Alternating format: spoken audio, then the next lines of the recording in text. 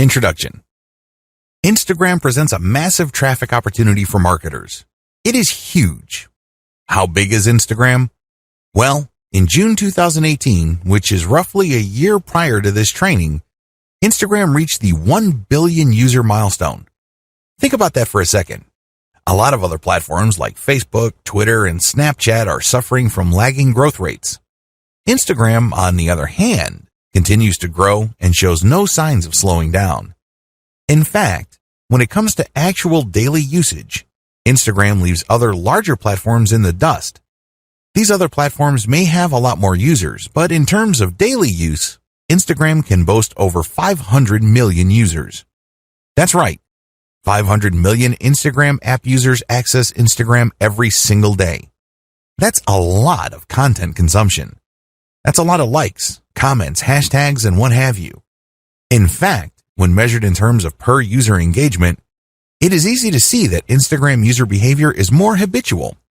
For example, with Facebook, many people have a love-hate relationship with the platform.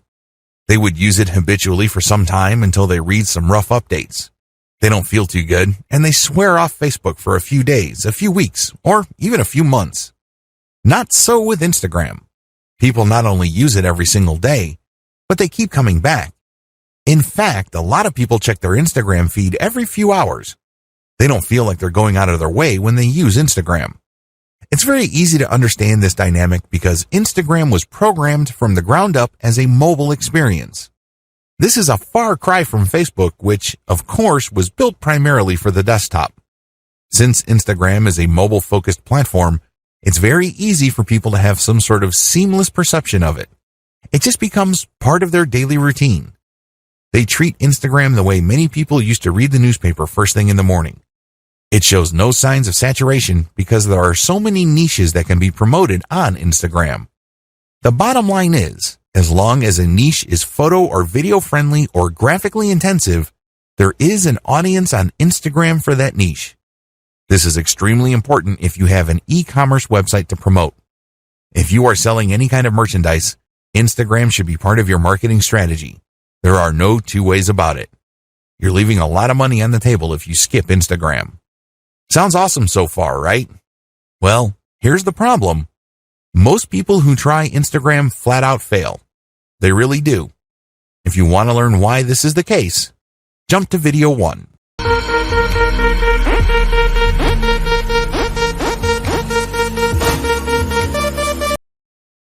Ten key reasons most marketers fail on Instagram. It's easy to get excited about Instagram's reach, user consumption patterns, and overall traffic volume. It's very easy to get pumped up when it comes to those facts. But the problem is, most people who try marketing on Instagram fail to get the results they are looking for. Here are just 10 of the most common reasons. I'm not going to pretend that this is the most comprehensive list you will ever come across. Instead, this list sums up the most common ways people slip up on Instagram. There are other ways, but chances are, if you don't know what you're doing, you have screwed up because of one of the following. Reason number 1, one-time, big-time paid marketing campaign. A lot of people who have access to marketing budgets are very impatient to promote their online store on Instagram. They just jump in with both feet. They're clueless as to what they're doing. All they know is that they have a lot of money to spend, so they pump out ad after ad after ad. After all the money has been burned through, they have very little to show for it. The reason for this is because they believe they can just throw money at the problem. Well, the bottom line here is return on investment. Sure, you're more than welcome to spend a tremendous amount of cash on a massive Instagram ad marketing campaign, but it's anybody's guess whether you will be able to meet ROI targets. You can't just rely on the fact that you have a lot of money to spend. Believe it or not, even if you have a very modest or even small budget, you can still walk away with better results than a better financed marketing campaign. The difference? It all boils down to how systematic and methodical you are in running your Instagram ad campaign. Reason number 2, promoting direct conversion links. A lot of people think that Instagram is just a traffic source. You can tell from their marketing campaigns because they would create a profile with a homepage link that doesn't go to their homepage. It goes directly to a sales page or an email recruitment page or squeeze page. What do you think happens? That's right, a whole lot of nothing. It doesn't really matter how engaging your content is. If you are not qualifying people or helping them overcome some serious structural questions regarding whatever it is you're trying to promote, you're probably not going to achieve much with the traffic. I'm not disputing the fact that people do pull a lot of traffic from Instagram, but anybody who has ever tried online marketing knows that just because you get traffic, it doesn't mean you get conversions. Traffic, click-through, and conversions are totally different things. By promoting directly to your conversion page, which is your sales page or squeeze page, you may not have qualified the traffic well enough for you to convert those people into paying customers. Your ROI tanks and you end up wasting a tremendous amount of time, effort, and money on your Instagram campaign. Reason number 3, unreasonable suspicion of influencers. Influence marketing is really big on Instagram. Basically, you find people who are already influential in your niche and you pay them to mention your product or give shout-outs to your profile. Whatever method you use, you leverage their existing popularity and credibility with their community. The problem is there are many fake influencers out there. I'm not going to deny this. Nobody can. There are lots of accounts on Instagram that are flat out fake. Not only are their accounts fake, but the people following them are fake too. It's all a software illusion. It is no surprise that a lot of marketers have gotten burned by these influencers. Maybe they are charging $20 a shout out, or maybe they are charging $5 per product mention. But regardless of how cheap the influencer rates may be, it's wasted money because they don't really have any influence. They just have high follower numbers. These followers are not real. Not surprisingly, a lot of people have been turned off by influencers. They don't even want to deal with influencers at all. This is a serious mistake. It's one thing to be suspicious of fake influencers. It's another to completely close your mind to working out a mutually advantageous deal with real influencers. There is a difference. Believe it or not, reaching out and closing deals with the right influencers can mean the difference between your online store making tens of thousands of dollars a month or your company continuing to struggle. Reason number 4, choosing to be antisocial. There's a reason why social media is called social media. It's supposed to allow people to be social. It's supposed to enable outreach, engagement, sharing of ideas, and forming genuine communities regarding certain interests and topics. Unfortunately, a lot of marketers just create pages and blast out content. They don't care if people react to their materials. They don't care if people even see their materials. They're just going through the motions. Well, let me tell you, if that's how you run your Instagram campaign, you are being antisocial. You're not reaching out to influencers, nor are you engaging with the fans of your content. This leads you to failing to create a community around your content. Believe it or not, it is your community that will add dollars to your bank account. That's how it works. By choosing to be antisocial, you kill your online community before it even forms.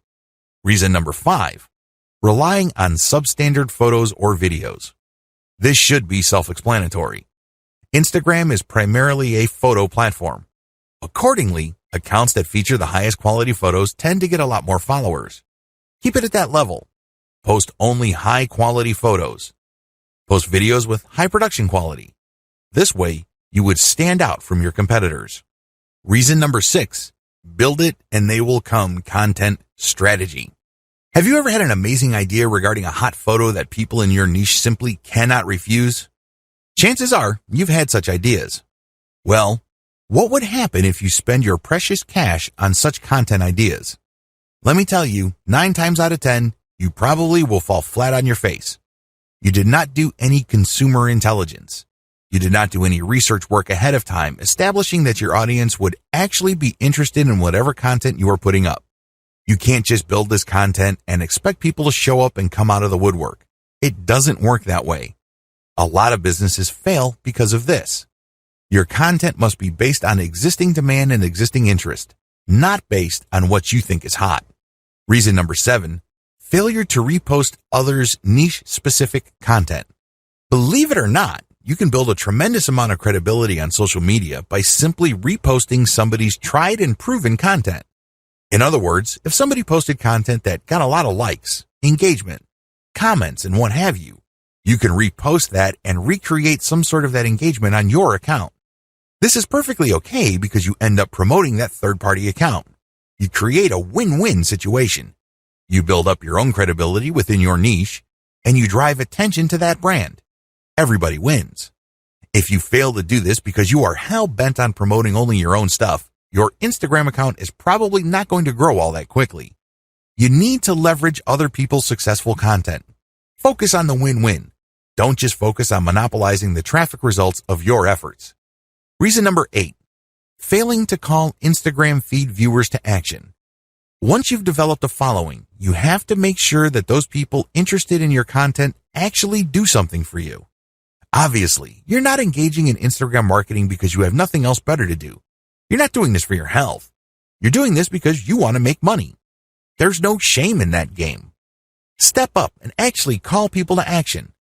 If you post pictures of nice t-shirts, tell people, if you like this shirt, click on my profile and click on the link to get a 50% discount.